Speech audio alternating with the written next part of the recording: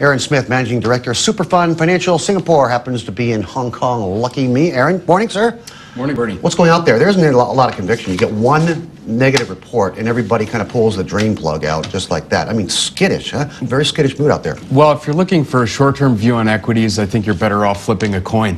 What I can tell you is that's not what you do, is it? Well, that's not what I do, but I think that if you look at the data over the past 10 years and 20 years, MSCI Asia Pac ex-Japan has a 65 to 70% correlation to the S&P.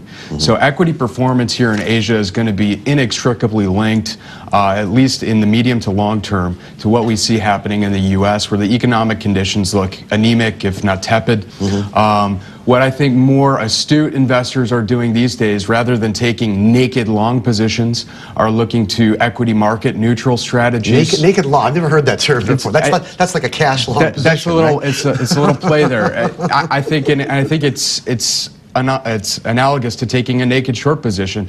The idea of having a long-only bias in equities, I think, is antiquated at this point in the market. Sophisticated investors are looking at systematic equity market neutral strategies that protect from the downside risk. So even the most bullish equity investor who thinks you can jump in the market today and make double-digit returns over the next 3 years has to concede the fact that your downside risk can be as much as 50%, because we've seen it twice in the past decade. Okay, but if you're not leveraged, that's okay.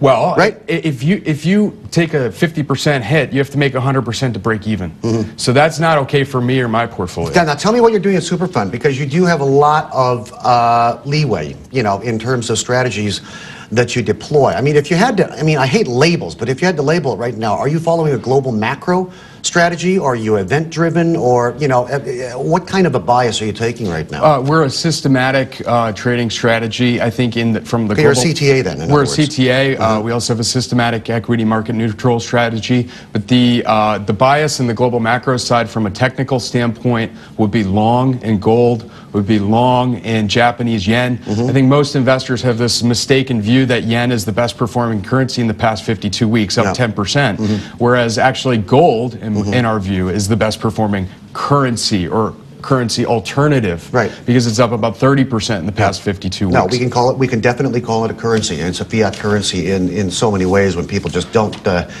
give a damn what the central banks are thinking these days. Aaron, we're gonna have to leave it there. Got a lot to go through today, but appreciate you joining us on this Friday. Okay. Thanks, Bernie. All right, have fun, you guys at Superfund. Aaron Smith.